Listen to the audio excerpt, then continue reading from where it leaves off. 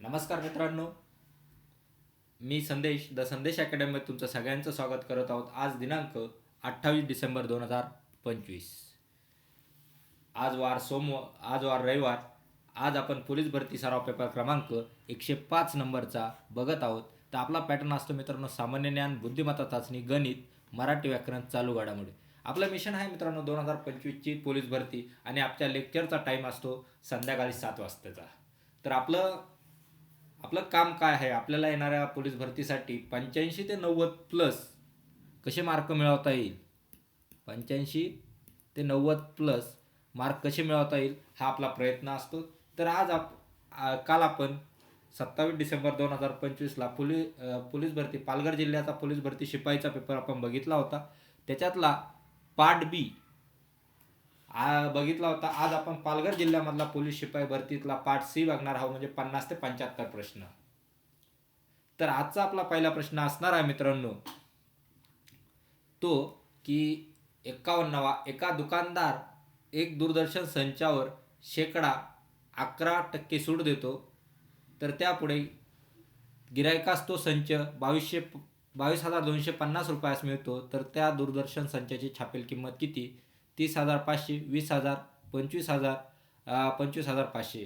तर मित्रांनो आता दुकानदाराने काय केलं, 100%ला आहे, म्हणजे 100%ला असतो तो घेतला होता आणि त्यांना 11% सूट दिली, म्हणजे 89%ला तो विकला. तो कितीला विकला? 22,250. तर आता 89 भागिले 22,250 केलं तर किती पटीनं जास्त येतो? 250 पटीनं जास्त आहे. तर मग या 100ला 250 गुणायचं, तर 250 गुणलं तर 100 गुणिले 250 किती होतात? 25,000. आपलं उत्तर काय मित्रांनो? ऑप्शन क्रमांक 3. हे आहे रेशो मेथड, एकदम शॉर्टकट. आणि आणखीन दुसरी हेच आपण करणार आहे. आपल्याला काय काढायचं? 100%चं काढायचं. 89ची किती दिलेली आहे? 22,250. तर ते कसं काढणार? याचा तिरकस गुणाकार करणार. 89 100 गुणिले 22,250 भागिले 89, आणि आपली जी एकची छापील किंमत आहे ती आपल्याला भेटून जाणार. याचा गुणाकार पण ते केल्यावर, गुणाकार भागाकार केल्यावर हेच उत्तर आपल्याला येणार आहे, 25,000 उत्तर येणार आहे. म्हणजे तो दूरदर्शन टी व्ही होता, तो 25,000ला छापील किंमत होती. 59-29चे वर्गमूळ पुढीलपैकी कोणते? 0.067, 0.77, 0.083, 0.83. किती आहे? 77चं वर्ग किती आहे? 5,929, म्हणजे 0.77. ऑप्शन क्रमांक 2 आपलं योग्य उत्तर असणार मित्रांनो. 500 रुपये मुद्दलाची दशादशे 10 रुपये सरळ व्याजाने दाम दुप्पट होण्यास किती वर्ष लागतील? 5 वर्ष, 20 वर्ष, 10 वर्ष, 15 वर्ष. सरळ मित्रांनो फॉर्म्युला आहे आपला सिंपल इंटरेस्टचा, PRT भागिले 100. टाकायचा आपल्याला 500 रुपये दुप्पट करायचा होता, त्याच्यासाठी P किती आहे? 500. R किती आहे? 10. आणि आपल्याला T काढायचा आहे 100. हे 2 शून्य गेले, हे 2 शून्य गेले. 5×10 50. 500 इक्वल टू 50T. हा शून्य कट झाला, हा शून्य. 5×10 50, म्हणजे T इक्वल टू किती वर्ष लागणार आहे? 10 वर्ष लागणार आहे. डबल करायचे म्हणजे 10 वर्ष लागणार आहे. ऑप्शन क्रमांक 3 आपलं योग्य उत्तर असणार आहे. पुढचा प्रश्न, 10.2 किलोग्रॅम गव्हाचे समान भाग केल्यास प्रत्येक भागातील गव्हाचे वजन किती? 0.6 ग्रॅम, 60 ग्रॅम, 600 ग्रॅम, 6 ग्रॅम. सरळ मित्रांनो आता आपल्याला किलोग्रॅममध्ये दिलेलं आहे आणि ऑप्शन आपल्याला ग्रॅममध्ये दिलेलं आहे. किलोग्रॅमला ग्रॅममध्ये करा. 10.2ला 1000 गुणल्यावर 10,200 होणार, भागिले 17, त्याचे 17 भाग काढायचे. 17 102, म्हणजे 600 ग्रॅम आपलं उत्तर येणार आहे. ऑप्शन क्रमांक 3 आपलं योग्य उत्तर असणार आहे. चला पुढचा, 24 कपाटाची किंमत 48,720 रुपये आहे, तर एका कपाटाची किंमत किती? 203 रुपये, 230 रुपये, 2003 रुपये, 2030 रुपये. तर सरळ सरळ एक कपाटाची किंमत काढायची आहे, तर 48,720 भागिले 24 करणार. 24 कपाटाचे 24 दुने 48, 0 7 24 सातला 24 साते 700 2 आला, 24 त्रिक 72 आणि हा 0 तासात 2030. एका कपाटाची किंमत 2030 रुपये येणार आहे.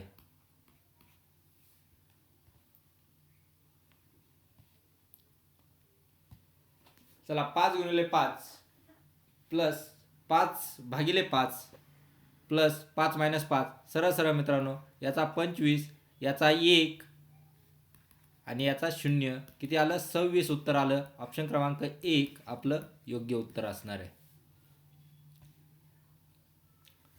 पी या नळाने एक टाकी 12 तासात भरते, तर क्यू या नळाने 30 टाकी 15 तासात रिकामी होते. दोन्ही नळ एकत्र सुरू केल्या तर ती टाकी भरण्यास किती वेळ लागतो? 20, 30, 50, 60. सरळ सरळ मित्रांनो, वेळ काढायचा असेल तर आणखीन एक फॉर्म्युला आहे आपला. वेळ इक्वल टू पी ही टाकी इंटू क्यू ही टाकी,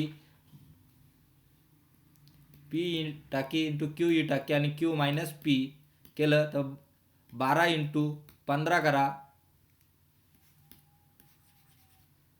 12 इंटू 15 आणि 15 मायनस 12 180 भागिले 3 येईल. 3 सक 18 म्हणजे 60 तास आपल्याला लागणार आहे. ऑप्शन क्रमांक 4 आपलं योग्य उत्तर असणार आहे. तसंच आपण LCMना सुद्धा करू शकतो. LCM काढायचा 1/12 आणि 1/15चा LCM किती येणार आहे? 1/60 म्हणजे 60, म्हणजे 60 तास आपल्याला लागणार आहे.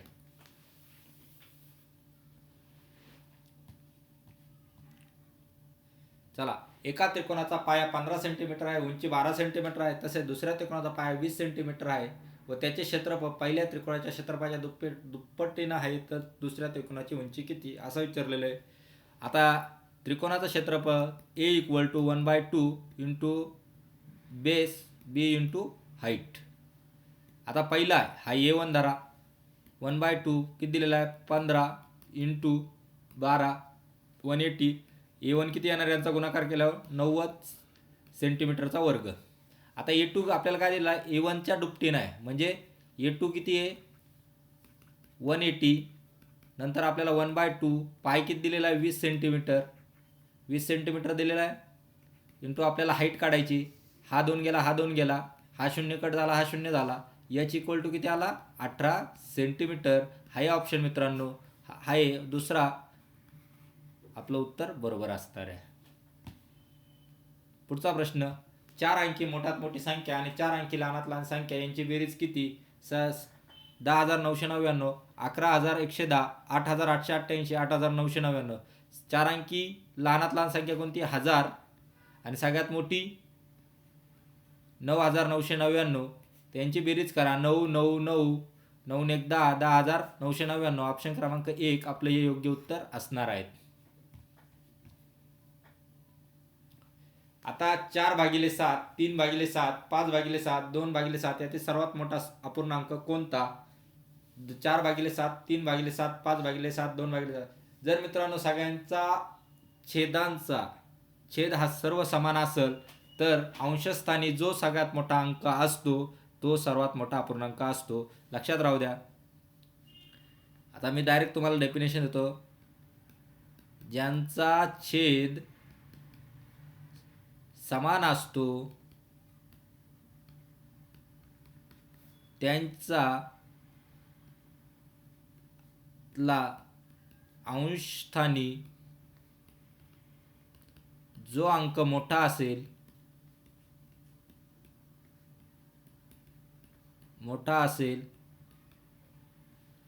तो अपूर्णांक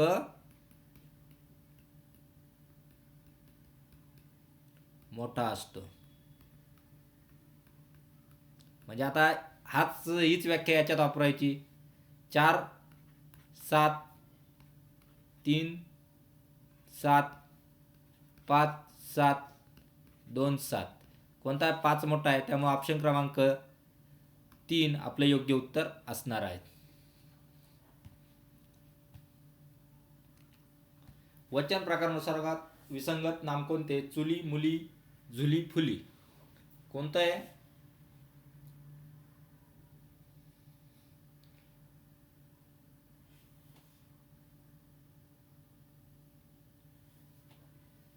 कोणतं आहे? फुली. ऑप्शन क्रमांक 4 हे आपलं योग्य उत्तर असणार आहे. आता फुली कसं काय मित्रांनो? चुली, मुली, झुली हे काय? अनेक वचन आहे, पण फुली हे अनेक वचन नाही आहे. फुली हे काय आहे? हा एक विसंगत शब्द आहे. फुलचा फूल त्याचं अनेक वचन काय होतं? फुले होतं. फुली होत नाही, त्यामुळे फुली हा विसंगत शब्द किंवा विसंगत नाम आहे. पुढील वाक्यातील आलेल्या क्रियाविशेषण अव्ययाचा प्रकार ओळखा. पिटुकली, खारुताई घराच्या छपरावरून तुरू तुरू गेली. रीतिवाचक, कालवाचक, स्थळवाचक, परिणामवाचक. कशी गेली? खारुताई कशी गेली? तुरू तुरू गेली. म्हणजे काय दाखवत? तिथं गती किंवा रीत दाखवते, त्यामुळे काय येणार आहे? रीतिवाचक क्रिया विशेषण. ऑप्शन क्रमांक 1 हे आपलं योग्य उत्तर असणार आहे.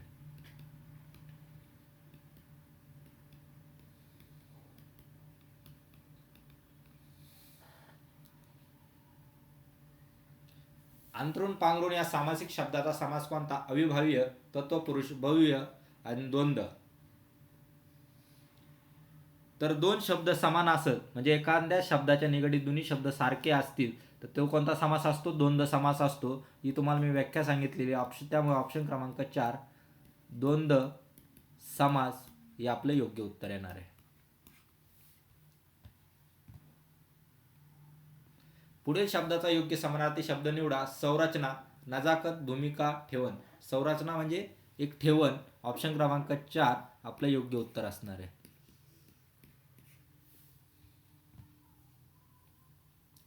पेटीतील नाणी मुलांना दाखवले. या वाक्यातील प्रयोग ओळखा. सकर्मक कर्तरी, सकर्मक भावे, अकर्मक कर्तरी आणि कर्मणी.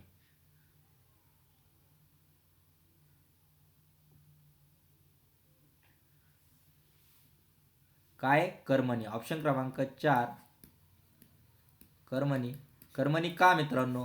हे बी मी तुम्हाला सांगतो. कारण इथं कर्म म्हणजे काय? नाणी आहे आणि कर्ता हा लपलेला आहे, त्यामुळे नाणी हा प्रधान आहे आणि कर्ता हा लपलेला असल्यामुळे हा कर्मणी प्रयोग आहे.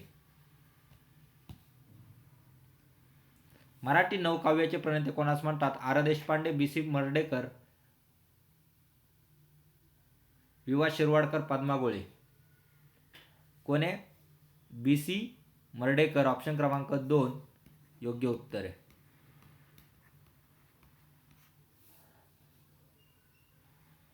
फुबाय फू हे आत्मचरित्र कोणाचे आहे? विठ्ठल उमप, यदुनाथ दत्त, अच्युत गोडबोले, वसंत जोशी. कोणाचं आहे? विठ्ठल उमप यांचं आहे.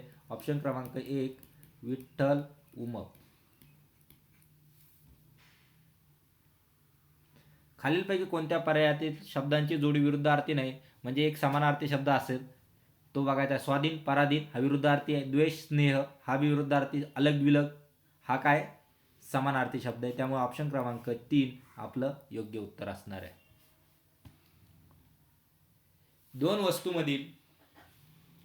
दोन सुंदर वस्तूमधील साम्य ओळखणे कठीण काम आहे. म्हणजे या वाक्यातील कोणत्या शब्दाचा विरुद्धार्थी शब्द आला नाहीये? कुरूप, भेद, सोपे, पारक.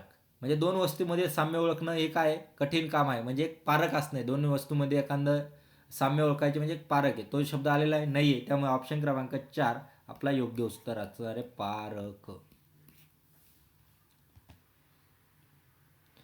पुढीलपैकी वेगळ्या अर्थात शब्द ओळखा. निकारण, सकारण, आकारण, विनाकारण.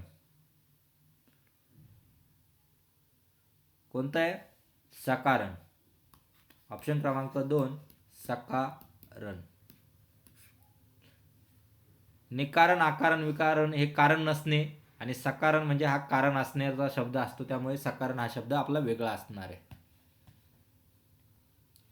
गंगाजळ या अलंकारिक शब्दाचा योग्य अर्थ कोणता? डोळ्यातील अश्रू, गंगा नदीचे पवित्र जल, कायम शिल्लक म्हणून ठेवलेली रक्कम, दारात हाती झुलणारी संपत्ती. काय गंगाजळी म्हणजे काय? कायम शिल्लक म्हणून ठेवलेली रक्कम. ऑप्शन क्रमांक 3 हा योग्य उत्तर आहे. कायम शिल्लक ठेवलेली रक्कम.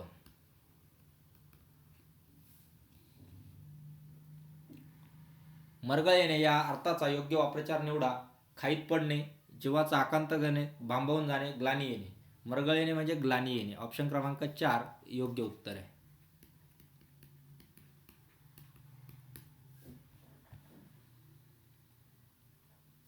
पुढील अर्थाच्या दृष्टीने विसंगत म्हण कोणती? डोळ्यात केर, कानात फुंकर, लेकी बोले सुने लागे, मानावर गळून पायात आळू, आग रामेश्वरी बंब सामेश्वरी. डोळ्यात केर, कानात फुंकर म्हणजे एखादी वस्तू काय आहे?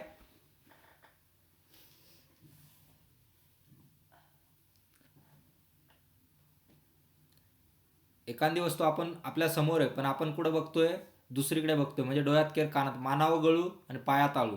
म्हणजे तो पण त्या म्हणीचा पण अर्थ एकच होतो, आग रामेश्वरी बंब सोमेश्वरी. पण लेकी बोले सुने लागे म्हणजे आपल्या लेकीला टोमणा मारायचा आणि सुनेला लागल. म्हणजे एखादी गोष्ट एखाद्या टोमण्याखोर पद्धतीनं बोलणं म्हणजे ती एक वेगळी म्हण झालेली आहे. त्यामुळे ऑप्शन क्रमांक 2 हे आपलं योग्य उत्तर असणार आहे. लेकी बोले सुने लागे.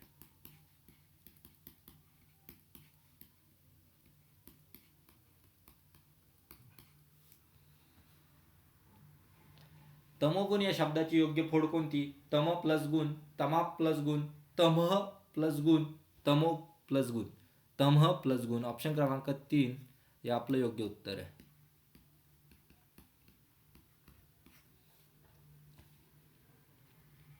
पुढीलपैकी वाक्यात कोणत्या वाक्यातील अधोरेख शब्दाची जात सामान्य नाम आहे? पर्याय वाक्य अधोरेख शब्द लक्षात घ्यायचे. वयाच्या 12व्या वर्षी मी 7वी पास झालो. मानवता हाच खराच धर्म आहे. आणि गावोगावी नारद मुनींची संख्या वाढलेली आहे. बोलवणे आल्याशिवाय जाणार नाही. आता सामान्य नाम म्हणजे काय? पहिल्यांदी ते आपण शब्द घेऊन या. सामान्य नाम म्हणजे काय? व्यक्ती वस्तू, भाव यांचे सर्वसाधारण नाव. आणि विशेषण म्हणजे काय? एखाद्या ठराविक व्यक्ती किंवा स्थळाचे नाव. उदाहरणार्थ राम, पुणे, नारद मुनी.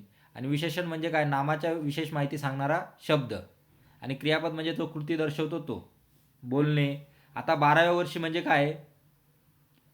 हा एक विशेषण आहे, एक क्रम दाखवतो. त्यामुळे हा सामान्य नाम नाही आहे.